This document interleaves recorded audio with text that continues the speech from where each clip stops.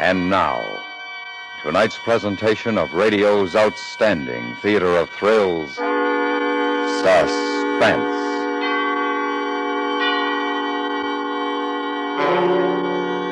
Tonight, we bring you one of the great mysteries of the sea. A ship found drifting in perfect condition, but with no human aboard. We call it The Mystery of the Mary Celeste. So now, starring John Dehner, here is tonight's suspense play, The Mystery of the Mary Celeste.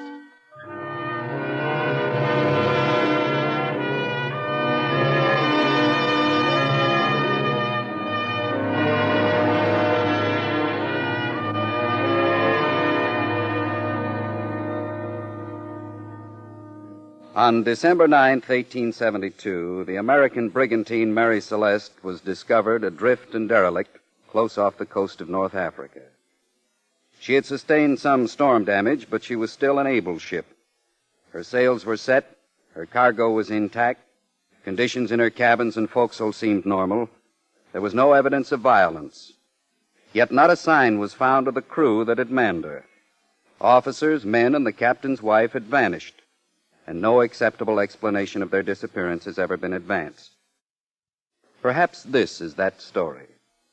It would start in New York City's Harbor District on the night of November 7th, 1872, the eve of the Mary Celeste's departure from that same harbor.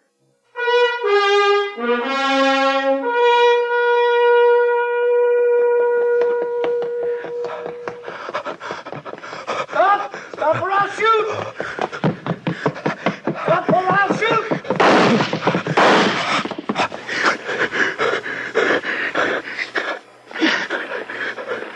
What is it, officer? What's the matter? Did you see a man running past this way? No, I didn't see anybody. I heard the shots. Who is this you're after? He just killed some people. What? Thought I heard something. But I don't now. Who did the man kill? A young girl, and the man she was with. And then he killed the girl's mother. He's a maniac that we've got to get. I'll look down this way. Well, I'll help if I can. All right. 4 men from the force will be here shortly.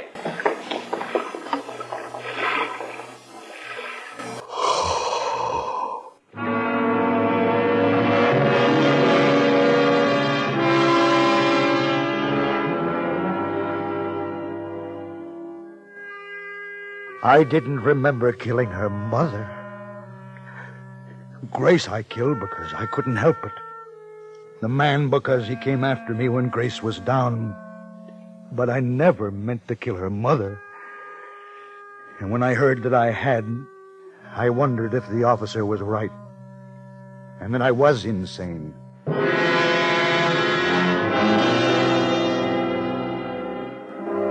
It was not time to think of it then. Only time to think of getting away. And through that night I searched for a ship that was leaving soon, and one that was badly guarded so I could slip aboard. When I found her, she was the Mary Celeste, and the drunken deck watch stayed in his sleep until I was hidden in number 2 hold. There I passed 2 days in a dream, neither fully awake nor asleep, but always thinking of the horror I had done. And I knew that escape was wrong, and that I could never be sane until I cleared my soul of it.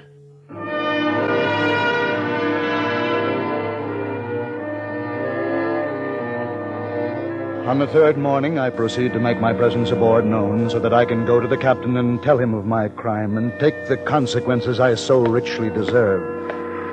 I climb to the deck and am immediately seen by a crewman. Lindley, look. Who's that? Who are you, mister, and what are you doing aboard? My name is Sam Newcomb, and I want to talk to your captain. You'll talk to him right enough, whether you want to or not. How'd you get on board? You'll be lucky if you didn't stand the 12 to 4 watch your last night in port, because that's when it was. You're uppity for a stowaway, aren't you? You're no better than a thief. I admit that. I want no trouble with you. Please, take me to the captain. I'll talk to him and no one else. You take him, Bull. I'd better stay forward. Come on, Newcomb. You're gonna make the rest of the trip with us. You better drop your airs or there'll be trouble. I don't have any airs. And I don't think you'll be troubled with my company. Oh, Oh, you mean you don't think you'll quarter with the crew? No. You expect to be with the officers like an honored guest? No. Where then? I don't know. You act like you're daft. Don't you say that. I'll... You what? Nothing. I'm sorry. I want to talk to you, Captain. You watch what you do or say, you'll be over the side.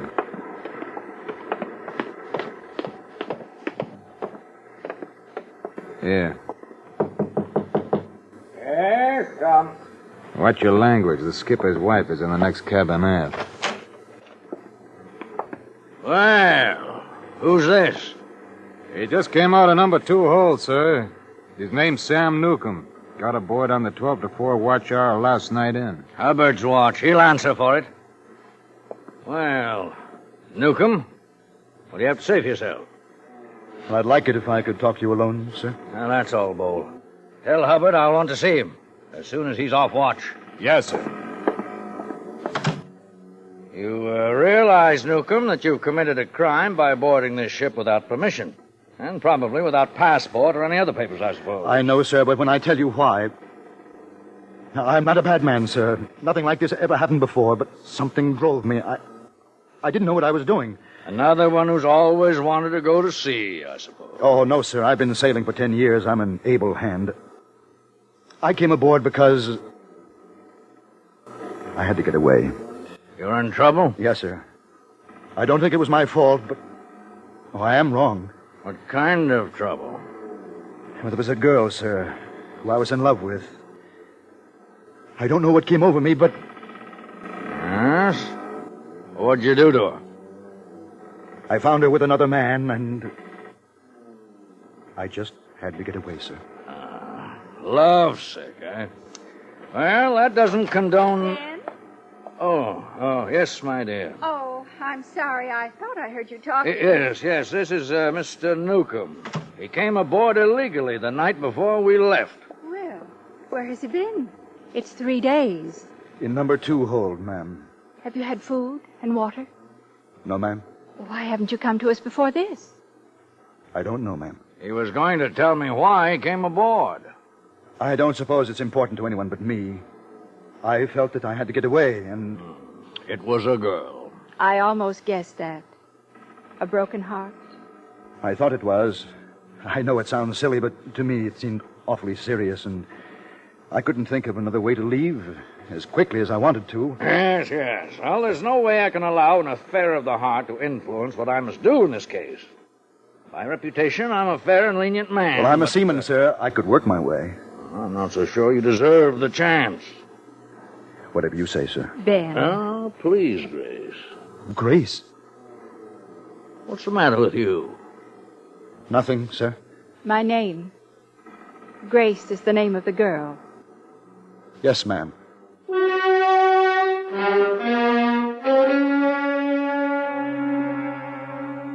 It was learning that the captain's wife was aboard that made me change my mind about telling him the truth.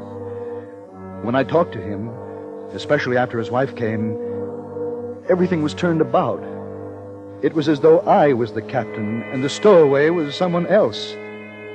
It was as though my wife, my Grace, had come in from the next cabin, and together we talked to this stowaway. And we felt sorry for him and wanted to be kind to him.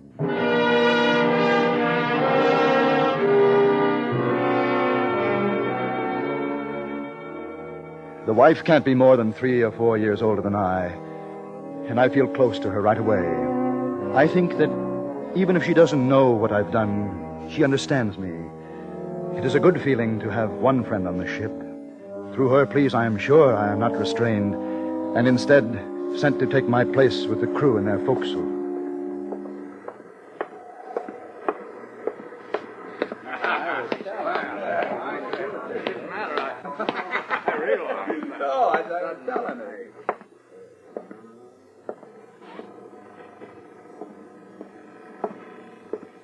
Well, what are you doing here? Couldn't you find a better place to quarter?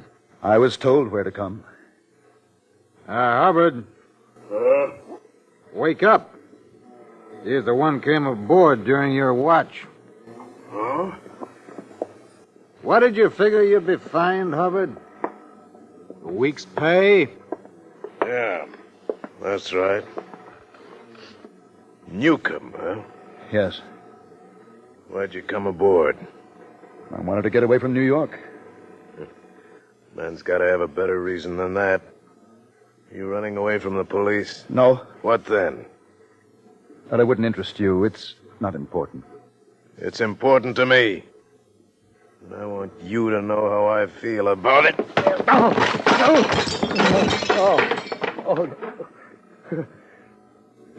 Are you gonna get up? No, I want no trouble with any of you. You don't want any trouble. You caused me trouble, haven't you? I'll be called up in front of the captain because of you. That's done. There's no way I can change it. We got 3 weeks before we make Naples. You'll pay for it. I'll see to that.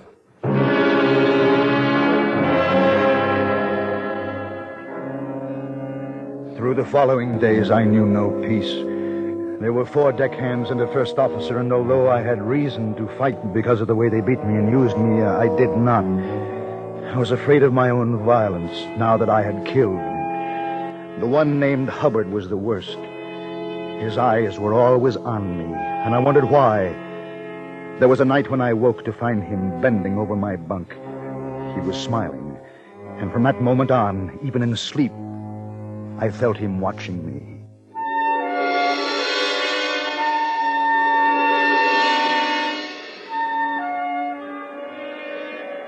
On another night, I am on deck. I'm crossing from port to starboard, and when I pass under the main yard, a marlin spike falls from aloft and sticks in the planks beside me, narrowly missing my head. I look up to see Hubbard smiling down at me from the rigging. I try to avoid him, but he drops to the deck to face me. I dropped my spike. I know you did. What are you gonna do about it? Nothing. You take more than any man I've ever known, Newcomb. I'm not proud of that. But why do you keep after me? Why don't you leave me alone? Because I'm a curious man. I want to know truly why you're on this ship. Your story to the captain about trouble with some woman just doesn't set right. It's the truth. Not all of it. Why do you say that? Anybody ever tell you you talk in your sleep?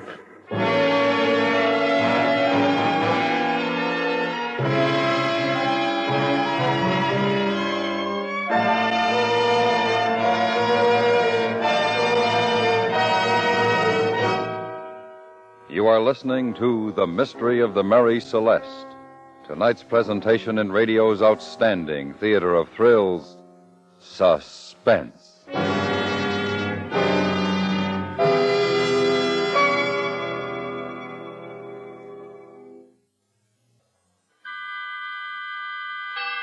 And now we bring back to our Hollywood soundstage John Dehner, starring in tonight's production, The Mystery of the Mary Celeste, a tale well calculated to keep you in suspense.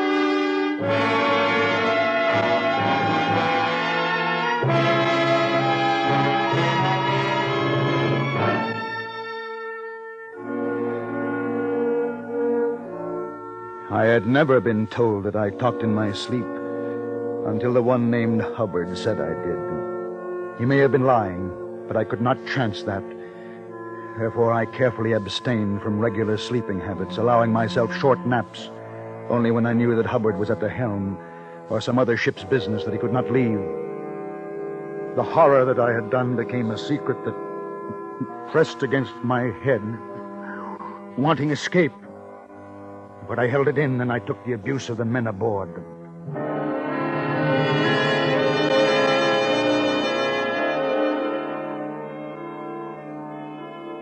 The only kindness and relaxation I find are during the moments when I chance to meet the captain's wife. Off watch one night, when it is not safe to sleep, I am alone, taking a cup of tea in the galley when she comes in. Oh, Mrs. Briggs. Why, Mr. Newcomb. Newcomb, I've been thinking of you. I haven't seen... Well, you look ill. Is something wrong? Nothing, ma'am. Oh, my sleep has not been so good. And your cheek is bruised. Oh. What happened? No, nothing serious. Some trouble with the other hands. Have you told the captain? No. Why not? I shall. No, please, don't. I've caused enough trouble. I wouldn't want there to be any more. May I have some tea, Mr. Newcomb? Oh, yes, ma'am. Yeah.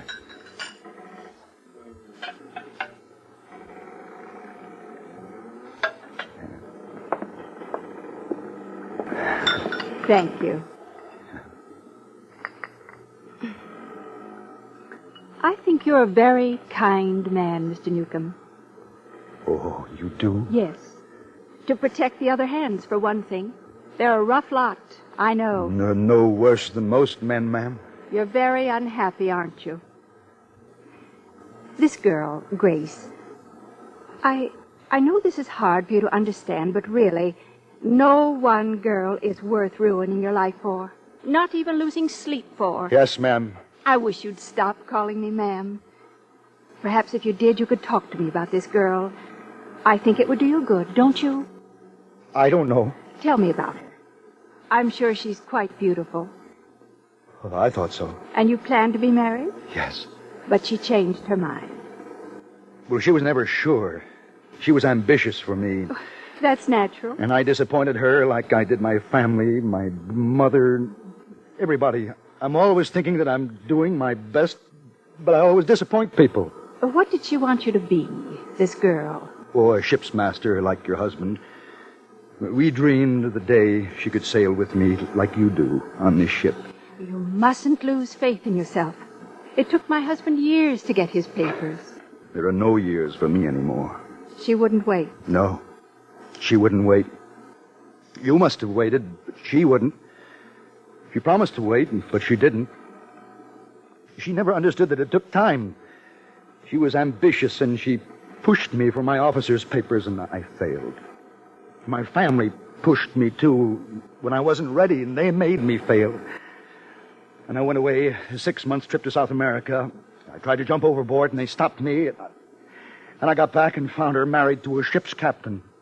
And her mother was there, laughing at me. I tried to tell them that I was happy about it.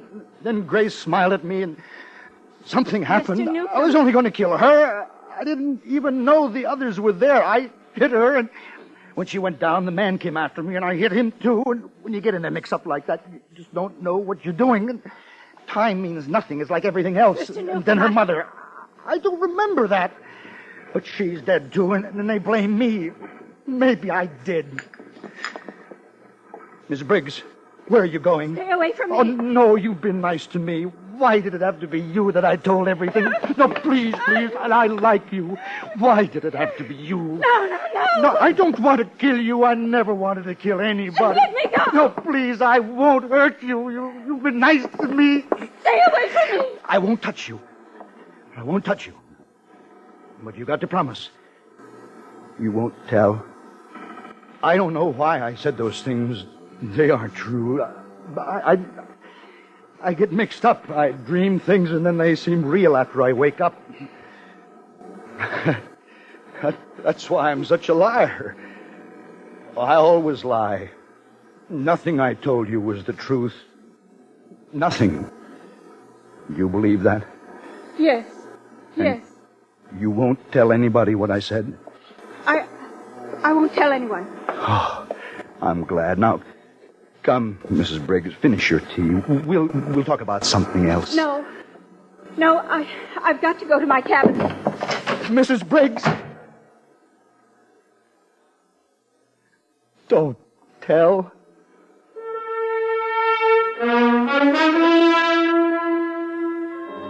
I knew she would tell, and so I hid. I went back to number 2 hole where I had felt safe before. I don't know how much time passed.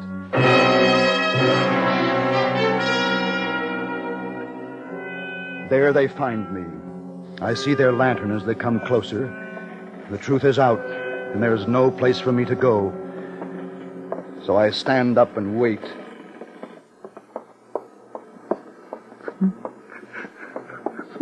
Captain. I hear him, I think. Yes, Hubbard. Keep your pistol ready. We'll have to be careful. Yes, sir. There he is, sir. Come out of there, Newcomb. Keep your lantern down, Hubbard. Keep us out of the light. He's dangerous. I won't cause any trouble, sir. Get him out of there. I won't cause any trouble, sir.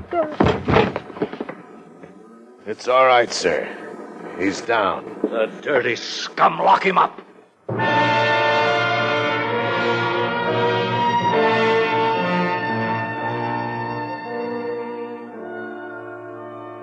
I am not sure how many days passed, but I found comfort in being locked up because I could sleep without the fear of Hubbard leaning over me, listening for what I might say. Then there was one night when shouting on deck woke me up.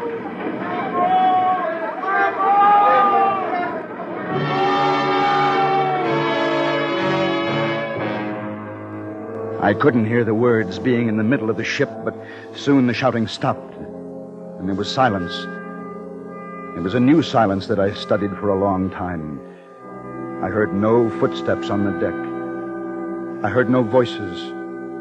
I heard no creaking timbers. It was a dead ship.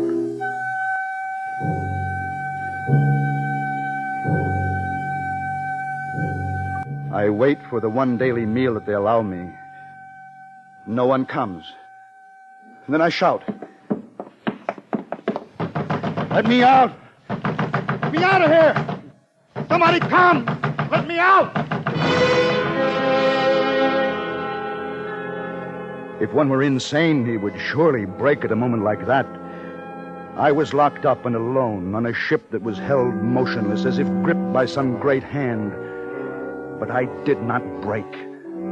I dismantled my bunk and from the wood and fashioned a ram with which I attacked the door. The task of freeing myself consumed most of the day, and such was my concentration that I didn't realize the exact moment that the ship began moving, as if the great hand had released its grip and set her free. And I was free.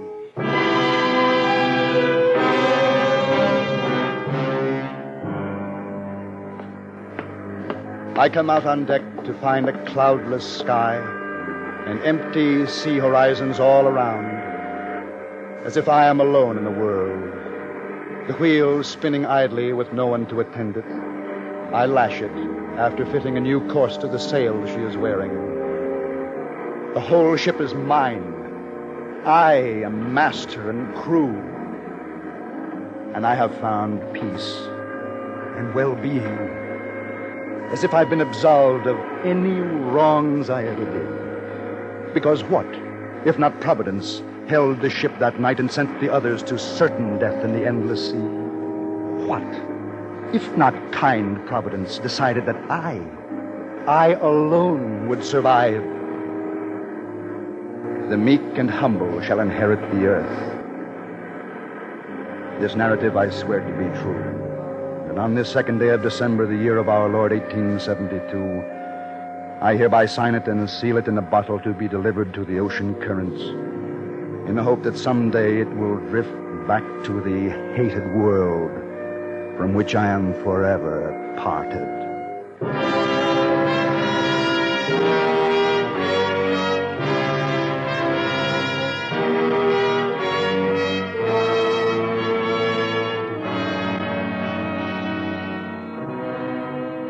According to scientific theory, a strange phenomenon takes place now and again off the coast of Africa near where the Mary Celeste was found. Great rivers of sand are swept out from the coastal deserts. When certain conditions prevail, this sand is concentrated by the ocean currents. Millions of tons are massed until an island is born, lives briefly, and then is swept away by a shift in the currents that created it. One such island formed under a small ship during World War II, held it for a number of hours, then released it, much in the same manner that Sam Newcomb's Providence acted. A like occurrence could have caused the abandonment of the Mary Celeste, but no one knows.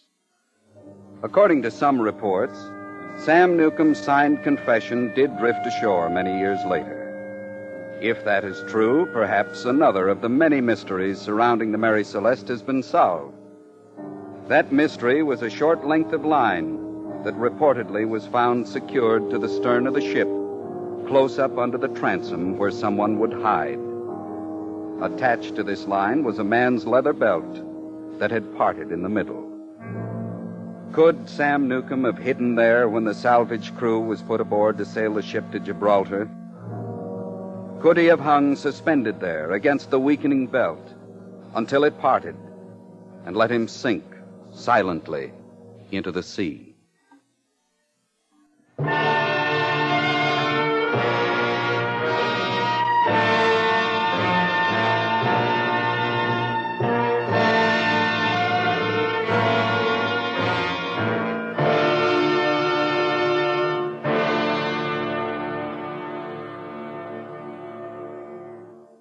Suspense, in which John Dehner starred in tonight's presentation of The Mystery of the Mary Celeste.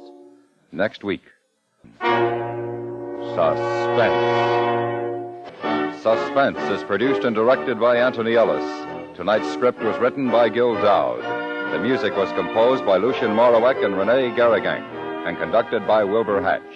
Featured in the cast were Victor Perrin, Joseph Kearns, Paul Fries, Ben Wright, Joe Duvall, and Helen Klebe. The CBS Radio Network.